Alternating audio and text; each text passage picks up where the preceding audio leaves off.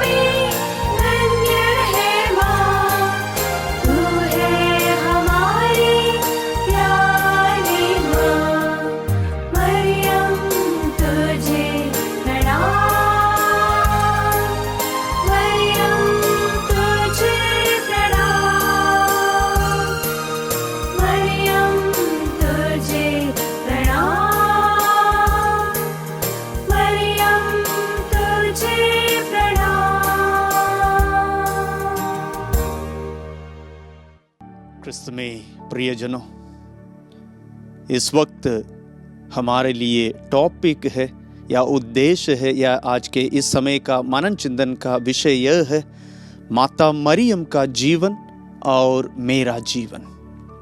माता मरियम का जीवन और मेरा जीवन।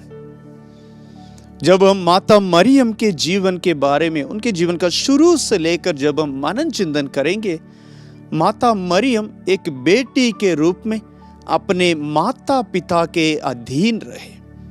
उनके माता पिता के बारे में हम जानते हैं, संत अन्ना एवं संत जोआकिम। वे दोनों के बारे में ईश्वर के वचन में तो नहीं है, परंतु हमारे पूर्वजों के द्वारा हमें सिखाए गए हैं कि माता मरियम के माता पिता धर्मी थे। अन्ना एवं जोआकिम अपने जीवन में एक धार्मिक जीवन बिताए।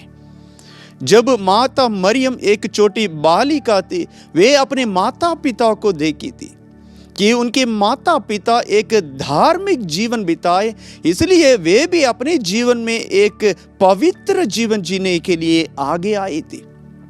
जब माता मरियम छोटी लड़की थी, वे अपने माता पिता के जरूर बातों को मानी, इसलिए वे हमेशा अपने जीवन में शुरू से लेकर अंत तक निष्कलंक रही, निष्पाप रही। यदि वे अपने माता पिता के विरोध में कुछ कह दिया होंगे या उनके विरोध में उनके आज्ञाओं को पालन नहीं किए होंगे, तो हम ये नहीं बोलेंगे कि माता मरियम निष्कलंक है। उनके ऊपर भी पाप का कलंक लग जाते, परंतु यह हमने कभी नहीं सुना कि माता मरियम ने पाप किया है। उनके बारे में हम हमेशा यही सुनते हुए आ रहे हैं कि माता मरियम निष्कलंक है। मतलब अपने बचपन के समय में भी माता मरियम अपने माता पिता के अधीन रहे, उनके बातों को माने, उन्हें सम्मान दिए, उनके आज्ञाओं का पालन किए, वे अपने मनमानी से नहीं जिए। यदि हम हमारे जीवन को परख कर देखें, माता मरियम अपने माता पिता को सम्मान दी और उनके बातों को मानी है। क्या मैं अपने माता पिता को सम्मान देता हूं या देती हूं? क्या मैं अपने माता पिता के बातों को मानता हूं या मानती हूं? क्या मैं उनके आज्ञाओं को मानता हूं या मानती हूं? अपने जीवन को परख कर देखिए, अनेक बार हमने अपने माता पिता को दुख दिए होंगे, अनेक बार उनके आज्ञाओं को हमने तोड़ दिए होंगे, अनेक बार हमने उनको अपने मुंह में जो भी शब्द आ जाते हैं उन्हें कह दिए होंगे। कितना दुख अपने माता पिता को हमने दिए होंगे, पर माता मरियम कभी भी अपने माँ को या अपने पिता को दुख नहीं दिए। हम माता मरियम को सम्मान देते हैं, उन्हें आदर करते हैं, सही बात है। जब हम माता मरियम को सम्मान देते हैं, उन्हें आदर करते हैं, इसका मतलब हमें उनके जीवन से कुछ सीखना है। यदि मैं माता मरियम के प्रतिमा को देखता हूं या देखती हूं, तुरंत माता मरियम के जीवन के बारे में मुझे याद आ जाते, माता मरियम पवित्र जीवन जी है। मुझे उनसे प्रेरणा मिलना चाहिए कि माता मरियम पवित्र जीवन जी है, और उसी प्रकार मुझे भी एक पवित्र जीवन जीना है। जो पवित्र जीवन जीने का शुरुआत हमारे बचपन से ही शुरू होना चाहिए। जब हम बचपन में हैं या युवा अवस्था में हैं, अपने माता पिता को आदर करते हुए, उनके बातों को मानते हुए हमें जीवन बिताना, क्योंकि हमारे माता पिता कभी भी हमारे नुकसान के लिए कभी बात नहीं करते होंगे या हमारे जीवन को नष्ट करने वाली बातें कभी नहीं करते होंगे। वे हमेशा हमारी भलाई के लिए, हमारे अच्छे उज्जवल भविष्य के लिए बातें करते हैं, परंतु हम उनके बातों को मानने के लिए तैयार नहीं हो जाते। हम बोलते हैं हमें सब कुछ मालूम है। ईश्वर के वचन में हम देखते हैं, ईश्वर ने माता पिता को बच्चों के ऊपर अधिकार दिया, बच्चों को माता पिता के ऊपर नहीं है। आजकल बच्चे तुरंत बोल देते हैं कि हाँ हमें सब कुछ मालूम है, आपको बोलने की जरूरत नहीं है। अपने माता पिता के मुंह को बंद कर लेते हैं, परंतु माता मरियम वैसे नहीं की। माता मरियम अपने माता पिता के अधीन रहे, उनके बातों को माने, उन्हें सम्मान दिए, उनकी आज्ञाओं को मानते हुए एक पवित्र जीवन जिए। उसी प्रकार हम सभी बच्चों भी, हमें भी माता मरियम के समान अपने माता पिता को सम्मान देते हुए ईश्वर के वचन के आधार पर हमें जीवन बिताना है। ये माता मरियम के बचपन से लेकर युवा अवस्था तक है। जब माता मरियम का मंगनी यूसुफ के साथ हुई और जब माता मरियम की मंगनी संत यूसुफ के साथ हुए, संत यूसुफ माता मरियम को अपने घर में स्वागत किए, तब से लेकर माता मरियम अपने पति संत यूसुफ के अधीन रही। उनके द्वारा कहे गए सभी चीजों करने के लिए वे तैयार हो गए थे। हमें मनन चिंतन करके देखना है कि स्वर्गदूत गब्रिएल माता मरियम के पास आकर कहते हैं कि आप नारियों में धन्य है, प्रभु की कृपा पात्री है, आप प्रभु की कृपा पात्री है, पवित्र आत्मा आप पर उतरेंगी और आपके द्वारा जो जन्म लेंगे वे भी पवित्र रहेंगे। प्रभु ईश्वर स्वयं उनके पेट में, उनके गर्भ में आ गए हैं। वे प्रभु की मां है, फिर भी वे अपने जीवन में यह घमंड नहीं की कि मैं प्रभु की मां हूं, मुझे अपने तरीके से जीना है, घमंड नहीं किए, परंतु अपने पति संत यूसुफ के बातों को मानते हुए उनके अधीन रही। एक पत्नी का जिम्मेदारी को अच्छी तरह निभाई है। एक पत्नी अपने पति के अधीन रहना है। संत पौलुस एफेसियों के नाम लिखते हुए पत्र में हमसे कहते हैं, अध्याय 5 में 25 से लेकर वचन में हमें कहा गया है कि एक पत्नी को अपने पति के अधीन रहना है। माता मरियम ईश्वर के वचन के आधार पर अपने जीवन में अपने पति के अधीन रहते हुए उन्हें मान सम्मान दिए और उनके बातों को मानी। आजकल पत्नी अपने पति को क्या क्या नाम से बुलाते हैं, क्या मान सम्मान देते हैं। और यहां पर भी हमें मनन चिंतन करके देखना है। जब संत यूसुफ को संत मत्ती के अनुसार पवित्र सुसमाचार अध्याय 2 का 13 एवं 2 का 16 में हम देखते हैं, जब यूसुफ नींद में था, स्वर्गदूत आकर उन्हें संदेश देते हैं कि बच्चे और उनके मां को लेते हुए यहां से चले जाना, इस देश से छोड़कर दूसरी जगह पर चले जाना। स्वप्न में आकर कहते हैं। जरूर यूसुफ आकर माता मरियम से कहे होंगे, मुझे स्वप्न में स्वर्गदूत ने आकर यह संदेश दिया है, बच्चे को लेकर हमें यहां से छोड़कर दूसरी जगह पर जाना है। माता मरियम वहां पर बोल सकती है, ये तो ईश्वर का पुत्र है, स्वयं ईश्वर है, मैं अभी अभी इन्हें जन्म दी हूं, इस अवस्था में मैं कैसे आपके साथ इतना दूर यात्रा कर सकती हूं, वे बोल सकती थी। फिर भी उन्होंने ऐसे नहीं कहा। माता मरियम ने संत यूसुफ के बातों को मानते हुए, यहाँ ये ईश्वर की योजना है, ईश्वर ने स्वर्गदूत के द्वारा संत यूसुफ को स्वप्न में यह संदेश दिए हैं, मानते हुए माता मरियम यूसुफ के साथ चलती है, ईश्वर की योजनाओं को पूरा करते हुए। एक पत्नी का जिम्मेदारी को अच्छी तरह निभाते हुए संत यूसुफ के साथ यात्रा करती है, ईश्वर की योजनाओं को अपने जीवन में अपनाते हुए। प्यारे भाई और बहनों, हमारे जीवन में भी हमें माता मरियम से सीखना है। बड़े लोगों के अधीन रहना है। बड़े लोग हमेशा हमारे अच्छाई के लिए बातें करते हैं। जब माता मरियम एक पत्नी का जो स्वभाव है या जो कर्तव्य है उन्हें अच्छी तरह निभाई है, यदि परिवार में पत्नी अपने कर्तव्यों को क्या अच्छी तरह निभाते, अपने पति के प्रति अपने कर्तव्यों को क्या अच्छी तरह निभाते, उन्हें मान सम्मान देते या उनके अधीन रहते। प्यारे भाई और बहनों, हमें ईश्वर के वचन के आधार पर जीना है, अपने पति को सम्मान देते हुए, अपने पति को मान सम्मान देते हुए, के अधीन रहते हुए, जो भी अच्छे कार्य अपने लिए अपने परिवार के लिए करते हैं उन्हें मानते हुए आगे चलना है। और आगे चलते हुए हम देखते हैं माता मरियम एक मां के कर्तव्यों को अच्छी तरह निभाई है, मां के कर्तव्यों को अच्छी तरह निभाई है। क्योंकि वचन में हम देखते हैं संत लूकास के अनुसार पवित्र सुसमाचार अध्याय 2 वचन संख्या 41 से लेकर वचन में हम देखते हैं, ईसा के माता पिता प्रति वर्ष पास्का पर्व के लिए यरूशलेम जाया करते थे। प्रति वर्ष यरूशलेम जाया करते थे, प्रति वर्ष पर्व के अवसर पर। यानी यीशु को बचपन से लेकर मां मरियम एक मां के कर्तव्यों को निभाई है।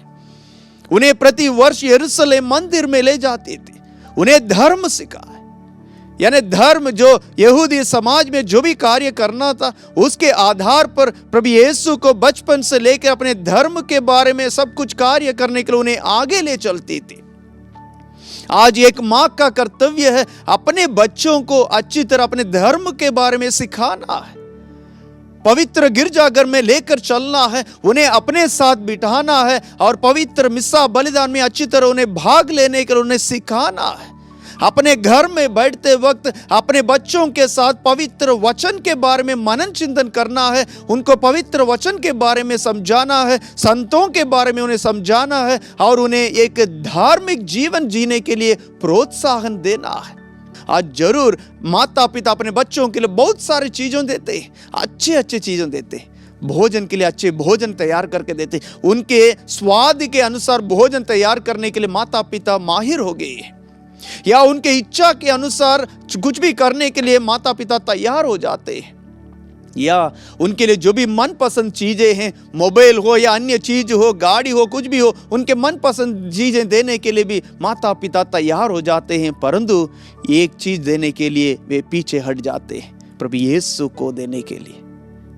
माता मरियम प्रभु यीशु को सभी यानी धार्मिक कार्यों में आग ले चलती थी, धार्मिक कार्यों में भाग लेने के लिए लेकर चलती थी, परंतु आजकल के माता पिता अपने बच्चों को यीशु को देने के लिए भूल जाते हैं। आज माता मरियम के बारे में मनन चिंतन करते वक्त एक माँ या एक पिता के कर्तव्य यह है कि अपने बच्चों को एक धार्मिक जीवन जीने के लिए प्रोत्साहन देना, उन्हें ईश्वर के बारे में समझाना है, घर में बैठते वक्त ईश्वर के बारे में बातें करना है, पवित्र वचन के बारे में मनन चिंतन करना है, क्योंकि माता मरियम ईश्वर के वचन को अपने मन में संजोए रखते हुए मनन चिंतन करती थी। उसी प्रकार ईश्वर के वचन को हमें भी अपने हृदय में रखते हुए अपने बच्चों को ईश्वर के वचन को देना है। उन्हें इन सब चीजें यानी इस सांसारिक चीजों को देने से ज्यादा हमें ईश्वर के बारे में उन्हें समझाएं, ईश्वर के वचन के बारे में उन्हें समझाएं। स्वयं प्रभु यीशु को उन्हें देंगे तो वे जरूर एक धार्मिक जीवन जिएंगे और अपने माता पिता को सम्मान देंगे। प्यारे भाई और बहनों, मां मरियम एक मां के कर्तव्यों को अच्छी तरह निभाई है। एक परिवार में मां जो करना है, ईश्वर के नजर में जो अच्छा है वही अपने बच्चों के लिए करना है, माता मरियम वही की है। वे हमेशा ईश्वर के नजर में निष्पाप निष्कलंक रहने के लिए अपने आप को तैयार की है। क्या परिवार में मां अपने जीवन को निष्कलंक रखने के लिए, निष्पाप रखने के लिए अपने जीवन में अपने बच्चों के सामने एक पवित्र जीवन बिताते हैं?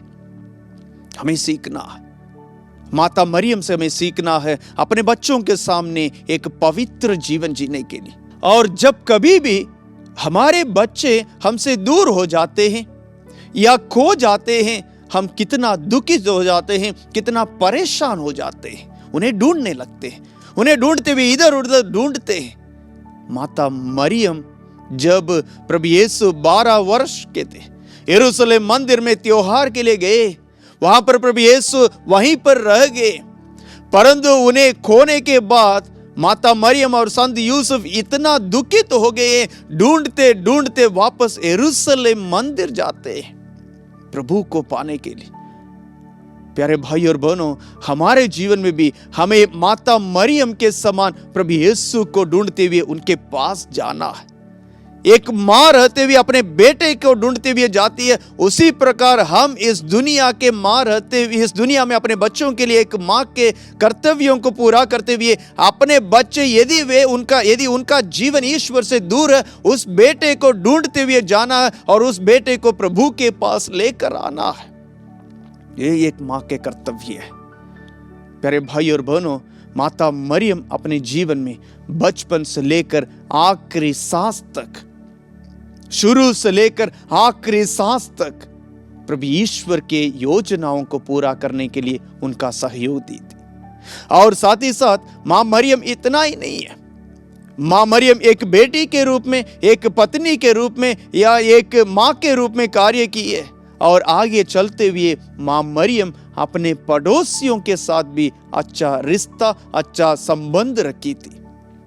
उसके बारे में हम वचन में हम देखते हैं, जो कृपा मां मरियम को मिली थी, जो आशीष मां मरियम को मिली थी, उसे दूसरों को भी देना है। इसलिए अपने कुटुंबिनी एलिजाबेथ को मदद करने के लिए जाती है। यहां पर हमें सोच विचार करना है, एक चीज के बारे में हमें मनन चिंतन ज्यादा करना है। देखिए, मां मरियम गर्भवती हो गई है। हमें मालूम है, यदि हमारे परिवार में कोई गर्भवती हो जाती है, शुरुआत के महीने में कितना ख्याल रखते हैं, उन्हें कितना संभालते हैं, उनसे क्या क्या कहते हैं, ये मत करना, वो मत करना, ऐसे मत करना, वैसे मत करना, बहुत चीजों को उन्हें समझाते हैं, कहते हैं। यहां पर देखिए, माता मरियम गर्भवती हुई, तुरंत अपने दुख को, अपने दर्द को या अपने बारे में जो सोचना है उसे छोड़कर अपनी कुटुंबिनी के बारे में, एलिजाबेथ गर्भवती हो गए, उसके बारे में उन्हें संदेश मिल गए, तो उनसे मिलने के लिए जाती है, उन्हें मदद करने के लिए जाती है। और वहां पर उन्हें मदद करते हुए 3 महीने उनके साथ समय बिताती है। देखिए प्यारे भाई और बहन, माता मरियम यही हमें सिखाती है। जो जरूरतमंद में है, जो जरूरत में है, हमारी मदद के लिए जरूरत में है, उनको मदद करने के लिए अपने खुशियों को या अपने ही जो अच्छा चाहते हैं उन्हें छोड़कर दूसरों की मदद करने के लिए आगे जाती है। हमें माता मरियम से इसे सीखना है। माता मरियम एक दूसरे की मदद करने के लिए हमारे सामने एक प्रेरणा के स्रोत बन जाती है। और साथ ही साथ हम देखते हैं काना के विवाह में, जहां पर माता मरियम वहां पर उपस्थित थी, वहां पर दाखरस खत्म हो जाते हैं। मां मरियम के पास कोई भी आकर उनसे बोले नहीं है, परंतु मां मरियम उनके जरूरतों को अपने जीवन में महसूस करते हुए उनको मदद करने के लिए आगे बढ़ती है। यही होता है प्यारे भाई और बहनों, जो ईश्वर के साथ संबंध में रहते हैं, ईश्वर के साथ जुड़े रहते हैं, वे दूसरों की जरूरतों को अपने जीवन में जल्दी ही अनुभव कर लेते हैं। माता मरियम अपने जीवन में उनके जरूरत को अनुभव करते हुए अपने बेटे से निवेदन करती है, इनको मदद करो, इनके लिए कुछ करो। जी हाँ प्यारे भाई और बहनों, हमें भी दूसरों की जरूरतों को अपने जीवन में अनुभव करना है।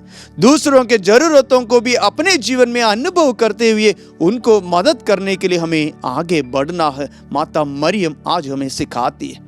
और साथ ही साथ माँ मरियम एक सच्चे शिष्य बनते हुए इस दुनिया में अपने जीवन बिताई है। एक शिष्य का कर्तव्य यह है, अपने गुरु जो भी कहते हैं उन्हें पालन करना है, उसके अनुसार जीवन बिताना है। मां मरियम ईश्वर के शिष्य बनते हुए इस दुनिया में जीवन बिताई है। ईश्वर के द्वारा जो भी सिखाए गए उन्हें अपने जीवन में अपनाते हुए अपने जीवन को पवित्र रखने के लिए आगे बढ़ी है।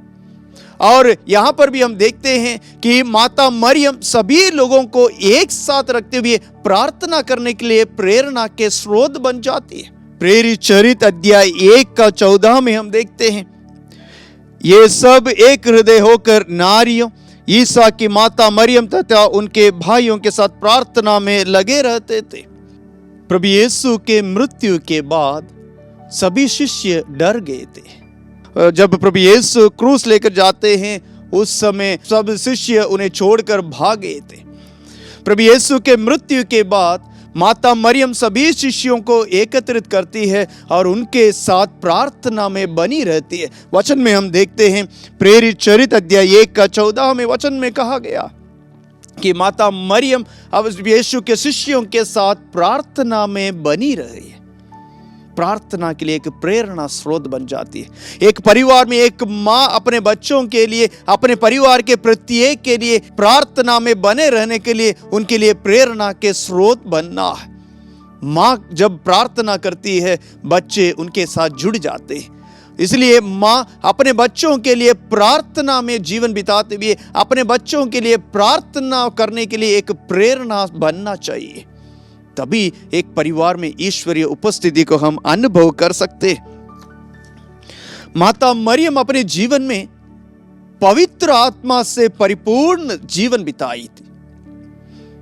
क्या हम ईश्वर की आत्मा से परिपूर्ण होकर जीवन बिताते हैं? जो व्यक्ति ईश्वर की आत्मा से परिपूर्ण होकर जीवन बिताते हैं वे ईश्वर के द्वारा बताए गए सभी चीजों को करने के लिए आगे आते हैं। ईश्वर के योजनाओं को अपनाते हुए अपने जीवन को ईश्वर के मार्ग पर आगे ले चलने के लिए तैयार हो जाते हैं। हमें भी पवित्र आत्मा मिले। हमारे बपतिस्मा के समय हमारे दृढ़ीकरण संस्कार के द्वारा भी हमें भी पवित्र आत्मा प्राप्त हुई है। क्या मैं उस पवित्र आत्मा से प्रेरणा पाकर अपना जीवन को आगे ले चलता हूं या चलती हूं? अपने आप को परख कर देखना। माता मरियम अपने जीवन में जो भी कर्तव्य है उसे अच्छी तरह निभाई है। इसलिए माता मरियम को हम सम्मान देते हैं, उन्हें आदर करते हैं और उनके मध्यस्थता मांगते हैं, क्योंकि मां मरियम पवित्र जीवन बिताई है। जो पवित्र इंसान प्रार्थना करेंगे उनकी प्रार्थना ईश्वर सुनते हैं। इसलिए हम उनके मध्यस्थता मांगते हैं, क्योंकि हम पापी हैं। हम उनके मध्यस्थता मांगते हैं क्योंकि जब माता मरियम हमारे लिए प्रभु से प्रार्थना करती है, जरूर प्रभु यीशु अपनी माँ के प्रार्थनाओं को सुनते हुए हमारे लिए हमारे प्रार्थनाओं को उत्तर प्रदान करते हैं। और जब माता मरियम के बारे में मनन चिंतन करते हैं, उनके नाम के बारे में भी हम थोड़ा मनन चिंतन करेंगे। माता मरियम, या इंग्लिश में व्हेन वी से मेरी, ये 4 अक्षर है, MARY। ये 4 अक्षरों को भी हम जब हम मनन चिंतन करेंगे, एक एक अक्षर के साथ एक शब्द को भी हम जोड़ सकते हैं। M for mother, A for acceptance, R for relation, Y for yielding fruit. Hindi में अनुवाद करते हुए मदर यानी माँ, एक्सेप्टेंस यानी स्वीकार करना, रिलेशन यानी संबंध, यील्डिंग फ्रूट यानी फल उत्पन्न करना है। माता मरियम के जीवन और हमारे जीवन के बारे में भी इसमें भी हम तुलना कर देखेंगे। M फॉर मदर, माता मरियम अपने जीवन में एक मां के कर्तव्यों को अच्छी तरह निभाई है, इसके बारे में मैंने समझाया था। परंतु हमारे कर्तव्य एक मां के प्रति किस प्रकार होना है, इसे हमें समझना है। एक मां अपने सुख को त्याग कर अपने बच्चों के सुख के लिए दुख सहने के लिए भी वे तैयार हो जाती है।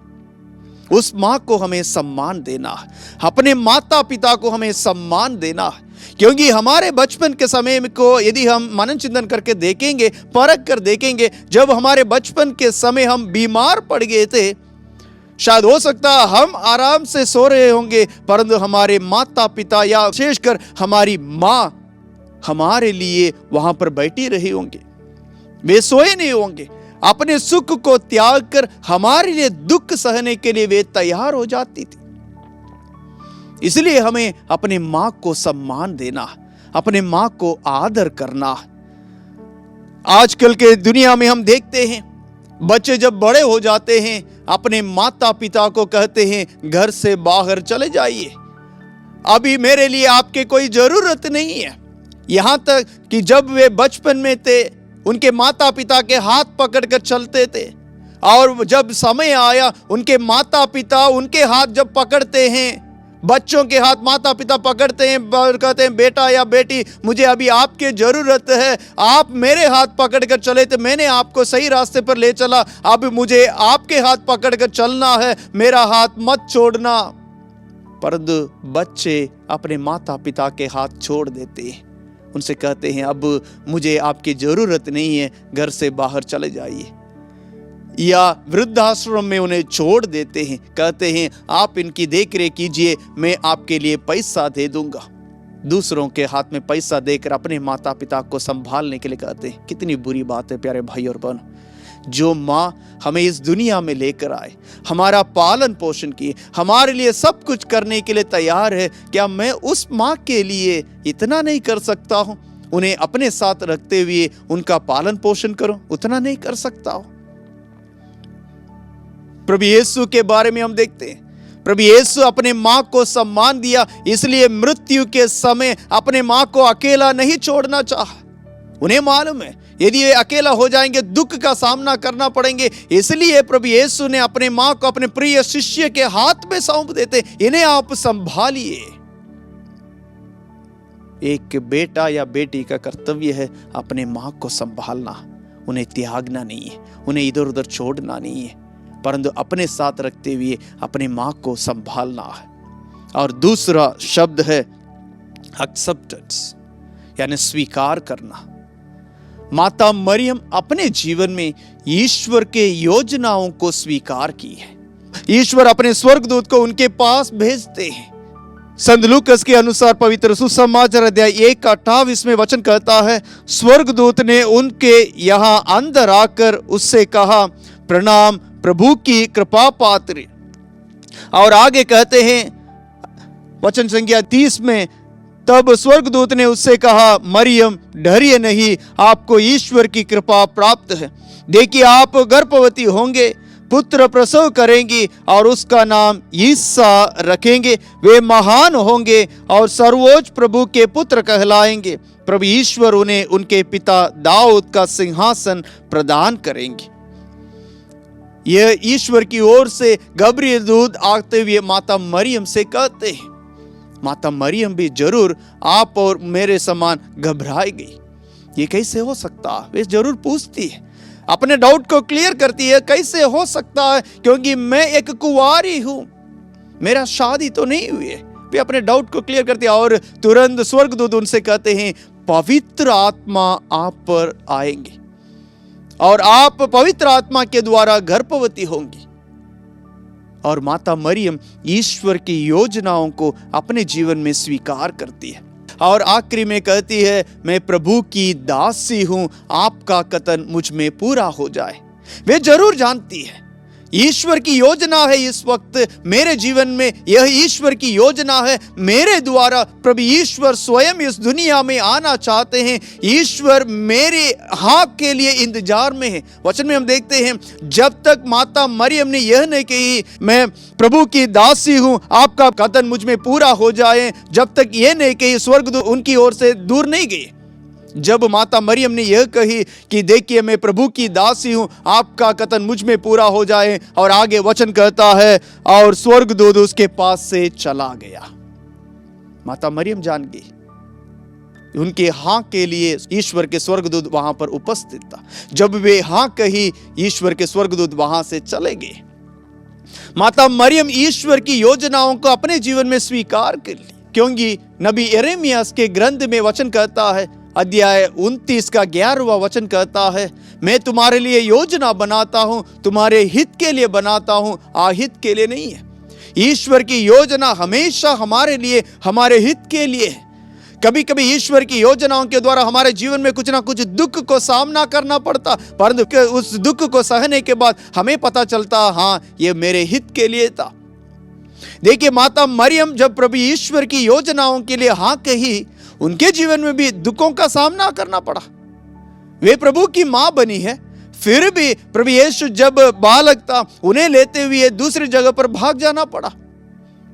वो दुख था, फिर भी उन दुखों को ईश्वर की योजना समझते हुए उन्हें स्वीकार करती है। उसी प्रकार माता मरियम आज हमें सिखाती है हमारे जीवन में सुख हो या दुख हो, उसे ईश्वर के योजना के रूप में अपने जीवन में समझते हुए उसे स्वीकार करना, उसे एक्सेप्ट करना है। वही माता मरियम आज हमें सिखाती है। जब मां मरियम के जीवन के बारे में हम देखते हैं, उन्होंने अपने जीवन में ईश्वर की योजनाओं को अपनाते हुए उस ईश्वर की योजनाओं को पूरा करने के लिए अपने जीवन को समर्पित की थी। आज मैं भी एक परिवार में हूं, मैं भी एक परिवार के मां हूं या पिता हूं या बच्चा हूं। क्या मैं ईश्वर की योजनाओं को स्वीकार करते हुए ईश्वर के योजनाओं को पूरा करने के लिए अपने जीवन को समर्पित करता हूं या करती हूं?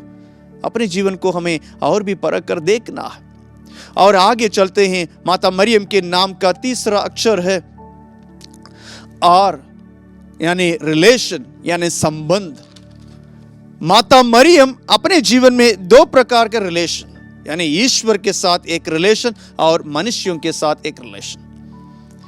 इसलिए हम कहते हैं जो व्यक्ति ईश्वर के साथ जुड़े रहते हैं, जिनका संबंध ईश्वर के साथ अच्छा है, वे अपने जीवन में दूसरों के साथ भी अच्छा संबंध रख सकते हैं, दूसरों के साथ भी अच्छा रिश्ता रख सकते हैं। जिनका संबंध ईश्वर के साथ अच्छा नहीं है, यानी प्रार्थना में ईश्वर के साथ साथ नहीं देते हैं, ईश्वर के साथ समय नहीं बिताते हैं, उनके जीवन में भी हम देखते हैं उनका जीवन दूसरों के जीवन से मतलब लड़ाई झगड़ा के जीवन के साथ आ जाते हैं। परंतु जो व्यक्ति ईश्वर के साथ अच्छा रिश्ता रखते हैं, ईश्वर के साथ समय बिताते हैं, प्रार्थना करते हैं, मिस्सा बलिदान में भाग लेते हैं, रोसरी माला करते हैं, वो जब ईश्वर के साथ अपना रिश्ता अच्छा है, वे सिर्फ दूसरों के साथ भी अच्छा रह सकते हैं। माता मरियम के जीवन के बारे में देखिए। माता मरियम ईश्वर के साथ अच्छा रिश्ता रखी थी, ईश्वर के साथ जुड़े रहती थी, ईश्वर के वचन को अपने जीवन में संजोए रखते हुए कार्य की है। इसलिए वे दूसरों के जरूरतों को अपने जीवन में महसूस करती है, दूसरों के जरूरतों को, दूसरों की मदद करना है, उसे अपने जीवन में अनुभव करते हुए उन्हें मदद करने के लिए आगे जाती है। उसी प्रकार हमारे जीवन में भी ईश्वर के साथ अच्छा रिश्ता रखना है और उसी के द्वारा हम दूसरों के साथ भी अच्छा रिश्ता रख सकते हैं। और आखिरी में है वाई फॉर यील्डिंग फ्रूट, यानी फल उत्पन्न करना है। संत लूकास के अनुसार पवित्र सुसमाचार में हम देखते हैं संत एलिजाबेथ पवित्र आत्मा से परिपूर्ण होकर कहती है, आप नारियों में धन्य है और धन्य है आपके गर्भ का फल। माता मरियम के गर्भ का फल प्रभु यीशु है। माता मरियम अपने जीवन में फल उत्पन्न की है, पवित्र फल है, प्रभु यीशु को इस दुनिया में दी है। आज मेरे द्वारा क्या मैं अच्छा फल अपने जीवन में उत्पन्न करता हूं या करती हूं? मेरे कर्मों के द्वारा, मेरे शब्दों के द्वारा, मेरे आचरणों के द्वारा कैसा फल यानी कौन सा फल मैं उत्पन्न करता हूं, अच्छा फल या बुरा फल? मां मरियम इस दुनिया में हमारे लिए प्रभु यीशु जो अच्छा फल उन्हें लेकर आए हैं।